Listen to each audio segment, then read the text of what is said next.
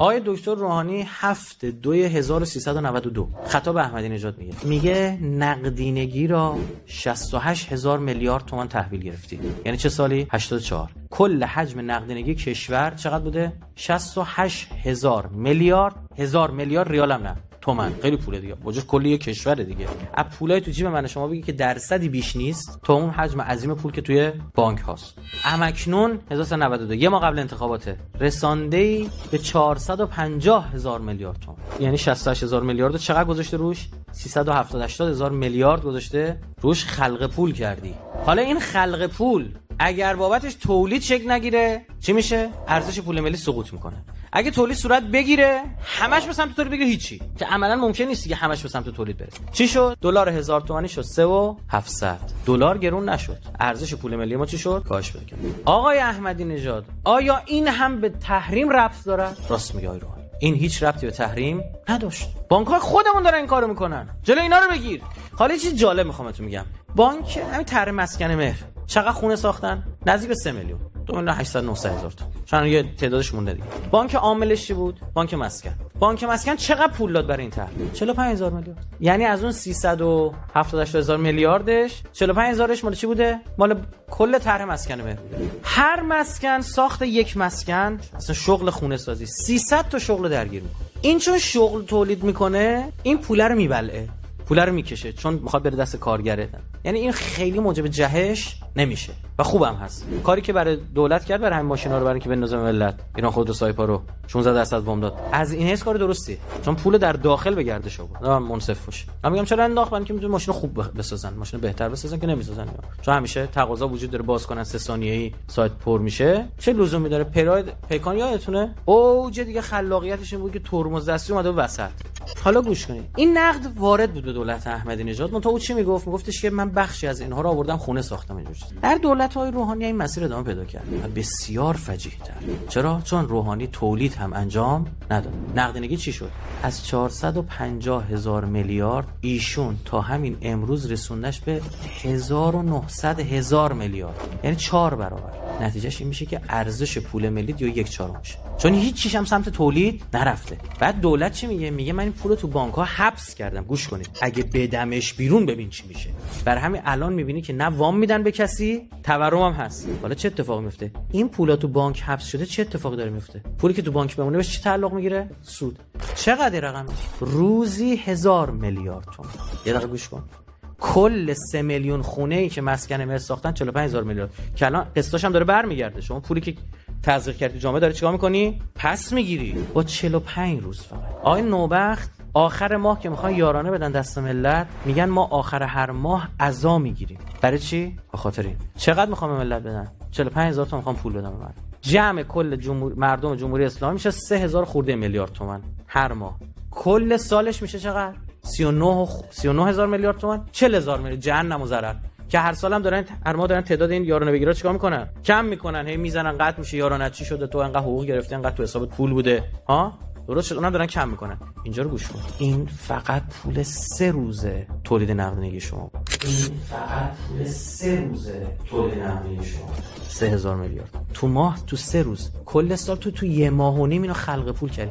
تو 1 ماه و نیم دقت کن، تو 1 ماه و نیم پول یه مسکن مهری که این مملکت میتونست بسازه. بعد اومدن گفتن این مسکن مهر مزخرفه. خب نتیجه چیه؟ نتیجهش اینه این پولی که تو بانک‌ها مونده سود داره بهش. سودش روزی 1000 میلیارد تومان. این پول، این 1000 میلیارد به کی میرسه؟ به خود بانک‌ها. ببین چرا؟ سپرده‌گذاری دارن پیش هم دیگه میکنن. ببین بانک آلفا یه شرکت تأسیس کرده به اسم برادران گستر آلفا. اون شرکت مال خود این بانکه. پولا رو میگیره میبره میذاره تو بانک بتا. 20% چقدر داره سود میگیره. باز بانک بتا همین کارو داره با چه میدونم بانک دلتا انجام میده. اون یکی با یه بانک دیگه داره انجام میده. این داره همینجوری روزی 1000 میلیارد داره تولید نقدینگی میشه. میدونی یعنی چی؟ یعنی روزی 1000 میلیارد تومان پول بدون پشتوانه داره چاپ میشه و ما هر روز مردم دارن فقیرتر. حالا یه نکته، کیا دارن فقیر میشن؟ اونا که با زندگیشون وابسته به ریاله، نه وابسته به غیر ریال. یعنی کی؟ کسایی که غیر ریال دارن ضرر نمیکنن. اون کسی که پراید داشته پرایدش گرون شده، اون کسی که خونه داشته خونش گرون شده. درست شد؟ اون کسی که فقط ریال داشته بدبخت شده، چون یه جنسیو داشته که داشته آب میرفته، یخ زیر ظل آفتاب بوده. کی فقط ریال داره؟ بدبخت بیچارهه. اون که نه سکه داره، نه دلار داره، نه خونه داره، نه ماشین داره. برج 1.500 حقوقشه، ارزش پول ملی 1/3 1/4 شده. 2 میلیون این آدم الان 500,000 تا بیشتر نمیارزه. یعنی بدترین نوع چیزی بخوای بگی همینه که شما بیان مردم بدبخت بیچاره اینجوری و اصلا تصمیمی هم بر توقف این روند ندارن. هیچی هم جواب دادن نگاه می‌کنه. طبقه متوسط به پایین رو زدی نابود کردی مردم مومن به خاطر چقاطین سیاست. بعد تو هم بخوای حواسات جمع بشه به اینجور چیزا میگی که تقصیر ترامپ. اینا هیچ کدوم ربطی به ترامپ نداشته. از این طرف تحریما یعنی اثر نداره. چرا؟ تحریم میگه چی؟ میگه تو دولت که دلار تو نفت تو فروختی به چی فروختی؟ به دلار. اینو نمیذارم برگردونی. الان اونی که محکمش کرد ما رو مچلمون کرد با برجام تو مرحله 2 گفت حالا نمیذارم اصلا نفت بفروشی. حالا این دولتی که دیگه درآمدم نداشته باشه، اصل بیس درآمدش از کجاست؟ از نفت نداشته باشه، نتونه پول کارمنداشو بگه، این یعنی فروپاشی. قشر متوسط به متوسط پایینی که له کردی. حالا بهش بگو حقوق همون 1.200 هم ندارم بهت بدم. 2 تومن هم ندارم بهت بدم. خب چیکار کنم؟ یعنی این طرح آمریکا روی اینجاست داره. نکته اینجا چه اتفاقی میفته؟ خوب میخوام دقت. دولت در به در دنبال اینه که اون پولایی که اونور داره رو یه جوری اینور تبدیل به ریال کنه. کلی لاف زده گفته من با برجام کارو پیش میبرم، نتونسته. گفته با اروپایی‌ها پیش میبرم، اروپایی‌ها میگن فقط دارو بهت میدیم، هیچ چی دیگه نمیدیم. اونم دستشو نگرفته. حالا اینجا رو گوش کنید. میخواد اونا رو برگردونه. چیکار کنه؟ یه راه داره. این که من بردارم نفتو که وارد صادر کردم مثلا به هند، بهش بگم داداش هند جان، میگه بله. میگم به ما تو دلار نده. به چی بهت بدم؟ عوضش من تو جنس وارد میکنم. میارم خودم به مردمم میفروشم، ریالا رو جمع میکنم. پول جمع میکنم، پولدار میشم. مثلا آقای هند ما چی داری راست کارت؟ مثلا ماشین صنعتی فلان. نه شرمنده جون داداش، به قرآن آمریکا دهنمو سرویس میکنه نمیذاره. آقا بعد این چیزا این نه این پیچه رو میگن شما میتونید تو فلان صنعتی هم استفاده کنید. شرمنده نمیشه تو رو خود. هندونه خاصی ما در خدمتی. هندونه برنج خاصی ما در خدمتی. فلزا هر چیزی خاص اول گوش کن چی دارم بهت میگم. اول هر چیزی خاص پای وارداتش باز بشه، قبلش تصنعی تو کشور قیمتش میره بالا که مردم پذیرش به وجود بیاد که باید بیاد تو. 1 میلیارد سر گوشتا زدن به جیب واردات چیا؟ میلیارد دلار، 11,000 میلیارد تومان. خب چی میشه؟ من بیارم اینجا به ملت برنجا رو میفروشم، گوش کن، معادل ریالیشو میگیرم. دیدی پول نفت تبدیل شد به ریال. یه سوال، برنجکار شمالی چی میشه؟ بدرک. جواب هم.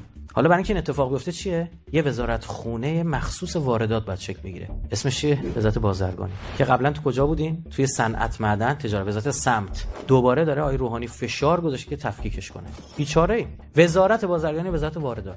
در طول 110 سال شکل‌گیری وزارت بازرگانی 110 ساله. تا الان 12 مرتبه این ادغام شده در وزارتخانه‌های دیگه و دوباره تفکیک شده. میدین نکتهش چی بوده؟ هر بار وارداتچی‌ها قدرت رو به دست گرفتن تو کشور تفکیکش کرد. بعد آقای دکتر روحانی اومده میگه که ما گوش کنین، میگه که ما میخوایم مردم یک نماینده توی دولت داشته باشن بابت گرونی‌ها. یعنی چی؟ یعنی هر چی گرون شد ما چیکار کنیم؟ وارد کنیم. سوال بنده اینه، این همه گوشت وارد کردید چی ارزون شد؟ مگه به آدمش رسید؟ گوشت از این ور از رومانیا، ارمنستان و کجا وارد می‌کرد، از این طرف قاچاق میشد به عراق. حالا شما جای مسئول این مملکت یه کاری بخوای بکنی، امسال چی اعلام می‌کنی؟ میذاری رونق تولید دیگه. بگون عرضه پول باید بره سمت چی؟ تولید. جلو واردات هم بگیر.